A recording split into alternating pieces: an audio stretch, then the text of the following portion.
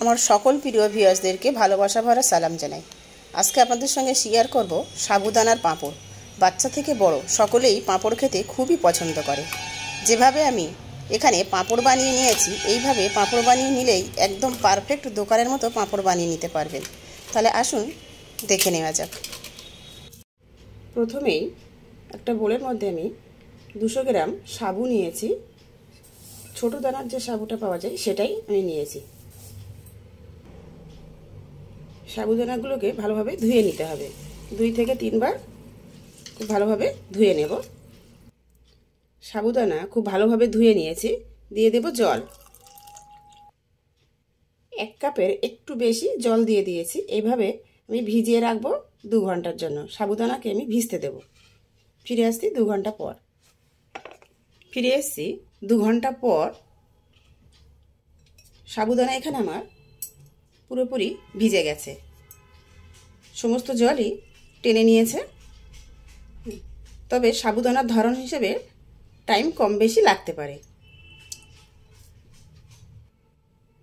কিভাবে বুঝবেন যে সাবুদানা খুব ভালোভাবে ভিজে গেছে? একটা দানা নিয়ে হাত দিয়ে এভাবে চেপে দেখবেন যে গলে গেছে, তাহলে বুঝবেন যে সাবুদানা খুব ভালোভাবে ভিজে গেছে। আন্দাজ মতো লবণ দিয়ে দেব, দিয়ে ভালোভাবে মিশিয়ে নেব। খুব ভালোভাবে লবণ মিশিয়ে নিয়েছি এবং 3টে বাটিতে আমি অল্প অল্প উঠিয়ে নিয়েছি।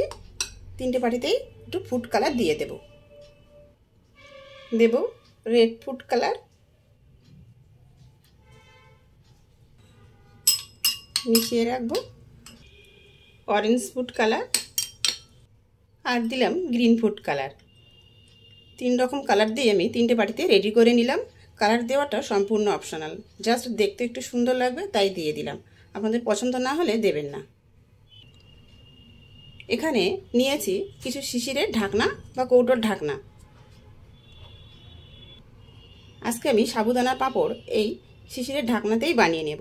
এই ধরনের ফাইবারের কিছু প্লেট বা স্টিলের এরকম ছোট প্লেট থাকলেও তাতেও অয়েল ব্রাশ করে নিয়ে তাতেও বানিয়ে নিতে পারবেন।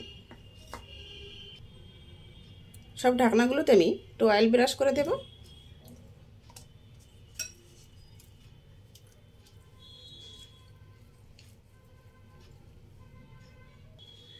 এখান থেকে আমি কিছুটা নেব, নিয়ে অল্প করে দিয়ে এভাবে ফ্ল্যাট করে দেব।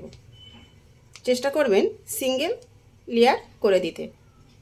মোটা করে দিলে পাঁপড় ভেজে নেওয়ার সময় বেশি ফুলবে না, আর একটু পাতলা করে দিলে বা সিঙ্গেল লেয়ার করে দিলে পাঁপড় বড় হবে এবং খেতেও ভালো লাগবে।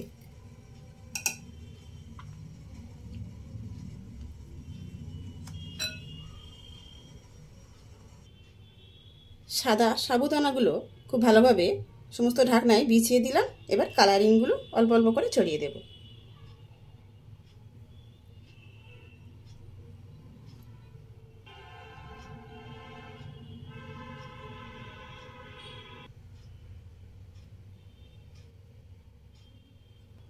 এবার একটা চামচের সাহায্যে একটু ভালোভাবে বসিয়ে দেব।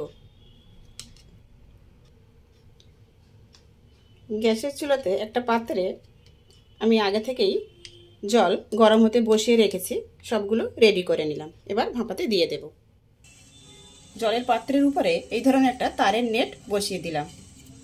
দিয়ে ঢাকনাগুলো আমি বসিয়ে দেব। নেট ছাড়া থালার মধ্যেও এইভাবে ঢাকনা বসিয়ে ভাপ দিয়ে নিতে পারবেন। সব ঢাকনাগুলো বসিয়ে দিলাম। এবার একটা ঢাকা বন্ধ করে দেব। দিয়ে 4 মিনিট অপেক্ষা করব, তারপর ফিরে আসছি। ফিরে এসছি 4 মিনিট পর। আমার এখানে হয়ে গেছে। কিভাবে বুঝবেন? যখন দেখবেন যে সাবুদানার কালার চেঞ্জ হয়ে গেছে, অর্থাৎ স্বচ্ছ কালার চলে এসেছে, সাদা কালারটা নেই, তখনই বুঝবেন যে হয়ে গেছে। তাহলে আমি উঠিয়ে নেব। এখানে আমি একটা কুলো নিয়ে নিয়েছি। কুলোর মধ্যে একটা প্লাস্টিক বিছিয়ে দিয়েছি। প্লাস্টিকে অয়েল ব্রাশ করে দিয়েছি শুকিয়ে নেওয়ার জন্য। এবার মধ্যে নিয়ে নেব একে একে। সুন্দরভাবে উঠে এসছে। আবার একটা নিয়ে নিলাম।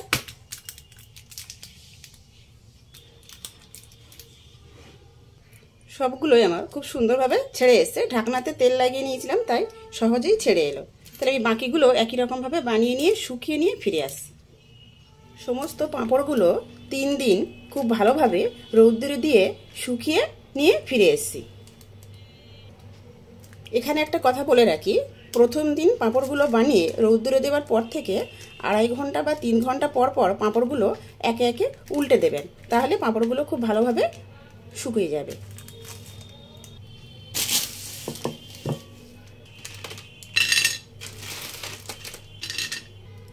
এইভাবে একটা এয়ারটাইট কৌটোয় ভরে রাখলে অনেক দিন পর্যন্ত পাঁপড় ভালো থাকবে এবং যখন ইচ্ছা করবে তখন ভেজে খেতে পারবেন, সার্ভ করে নিতে পারবেন। তাহলে চলুন এবার কটা পাঁপড় ভেজে নিই। গ্যাসের চুলায় একটা কড়াইতে পরিমাণ মতো সাদা তেল গরম হতে বসিয়ে দিয়েছি। তেলটা গরম হয়ে এলে একটা পাঁপড় ছেড়ে দেবো তেলের মধ্যে।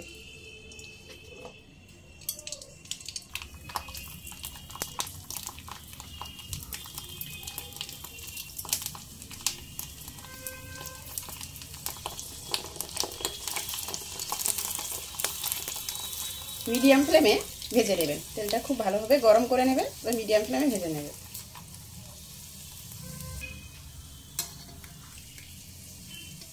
ভাজা হয়ে এলে উঠিয়ে নেব।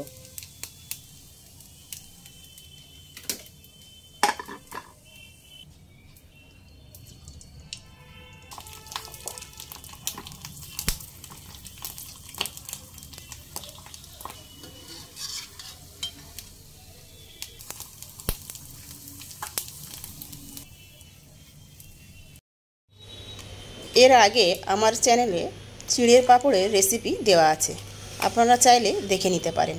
আশা করি একটু হলেও সাবুদানার পাঁপড়ের রেসিপিটি আপনাদের ভালো লেগেছে। ভালো লেগে থাকলে ভিডিওটিতে লাইক দেবেন, নতুন বন্ধু হলে ইউটিউব চ্যানেলটি সাবস্ক্রাইব করবেন আর ফেসবুক পেজটি ফলো করার অনুরোধ রইল। ভিডিওটি শেষ পর্যন্ত দেখার জন্য সবাইকে ধন্যবাদ।